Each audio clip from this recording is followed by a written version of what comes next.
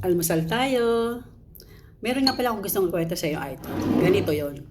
Marami kasi takot magnegosyo. Kasi ayaw nilang mag-invite o ayaw nila ng benta-benta.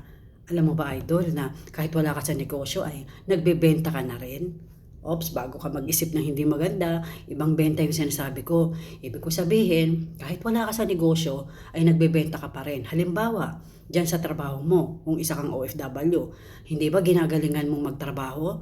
Ginagalingan mong maglinis, ginagalingan mong magluto, ginagalingan mong mag-alaga sa mga anak nila, kahit na sa totoo lang, inis na inis ka na, pero ginagalingan mo, nakukuha mo pa rin yung gusto ng mga bata, so nagugustuhan ka nila. Alam mo ba ang tawag doon?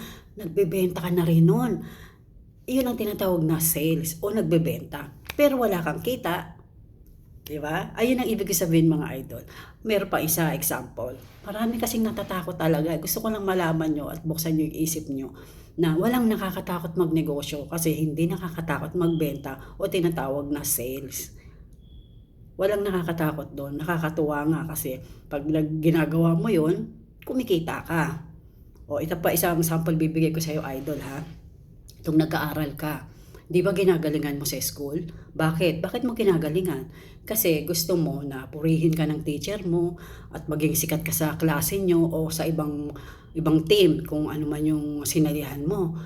Ang tawag doon, idol, ay sales. Nagbebenta ka na rin. Binibenta mo yung sarili mo para makilala ka nila at magkaroon sila ng interes na alamin yung tungkol sa'yo.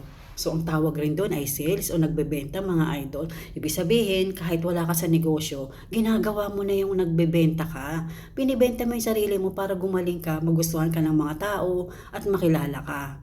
Yun ang isang tinatawag na pagbebenta. Pero wala kang kinikita doon. Alam mo ba na pag in-apply mo yan dito sa negosyong ginagawa natin, sa ginagawa namin, ay kikita ka? Ilipat mo lang dito yung galing mo sa pagbebenta mo sa sarili mo, hindi mo namamalaya nag-e-enjoy ka na kumikita ka pa. Di ba maganda? Kaya sabay na, tara!